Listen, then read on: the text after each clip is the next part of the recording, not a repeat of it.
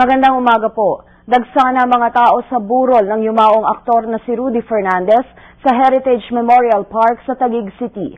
May flash report si Steve Dailisan sa pamamagitan ng telepono mula sa Taguig City. Steve? Ina, tuloy-tuloy pa rin ang pagdating ng mga kaanak, kaibigan na kasamaan sa industriya ng namayapang aktor na si Rudy Fernandez. 6:48 kaninang umaga nang bawian ng buhay si The Boy sa kanyang mismong tahanan sa White Plains, Quezon City dahil siniintang ang biliary cancer. Naroon niya ang kanyang may bahay na si Lauren Tolentino at mga anak nung bawian siya ng buhay. Matapos nito ay diniretso ng labi ni The Boy dito sa Heritage Park sa Taguig. Ilan nga sa mga personalidad na unang dumating dito ay ang kanyang mga malalapit na kaibigan gaya ni Senator Bong Revilla, Tirso Cruz III, Gina Alahar, narito rin si Senator Jingo Estrada na halos hindi pa rin natin makausap ngayon dahil medyo tulala pa rin at pilit pa rin niyang hinahanap sa kanyang puso yung para matanggap na itong nangyari sa kanyang malapit na kaibigan. Narito rin si Philip Salvador na ganoon din halos karamihan sa kanila talagang medyo mabigat talaga sa kalooban daw nila dahil best friend nga nila itong pumanaw na si The Boy. Ayon kay Senator Bong, 5:30 kaninang umaga nang huli niyang makita yung kaibigan, medyo bakas na araw sa mukha nito na nahihirapan na, pero nagpasya silang umuwi sa kanilang bahay ng medyo sabihin na bumuti na ang kalagayan nito. Pagdating nila sa kanilang mga bahay ay nakatanggap na sila ng tawag na pumanaw na nga itong si The Boy, kaya dali-dali silang bumalik. Ayon kay Senator Bong, medyo maliwalas naman daw yung mukha ni The Boy. Sang-ayon na rin na sa kagustuhan ng pamilya, bubuksan sa publiko yung lamay. Hindi raw cremate, gusto raw kasi ni The Boy na ilibing siya.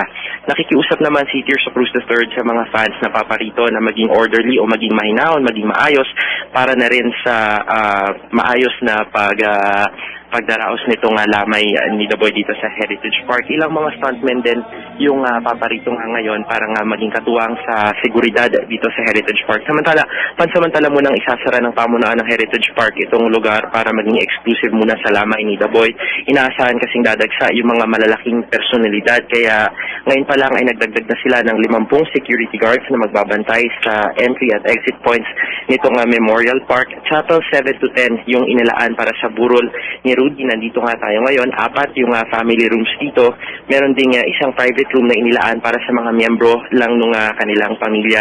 Regency Gold yung casket na gagamitin ni The Boy, kahalintulad ito nung ginamit kay Senator Blas Ople na nagkakahalaga ng humigit kumulang na 1 million pesos. Sa Thursday ng hapon, ililibing si The Boy dito na rin mismo sa Heritage Park. At sa ngayon nga ay hindi pa siya lalabas, ini-embalm pa rin siya sa mga oras na ito. Pero ayon na rin kay Tirso Cruz III na nakausap natin kanina, bago makapananghalian o siguro matapos na yung pananghalian, ay ilalabas na itong labi ni The Boy para nang makita na ng publiko. Samantala, yun muna ang latest mula pa rin dito sa Heritage Memorial Park sa Taguig City. Balik sa Tina. Maraming salamat, Steve Dailisa, nag-uulat mula sa Taguig City. Para sa Flash Report, ako po, si Tina Panganiban Perez, proud to be Kapuso.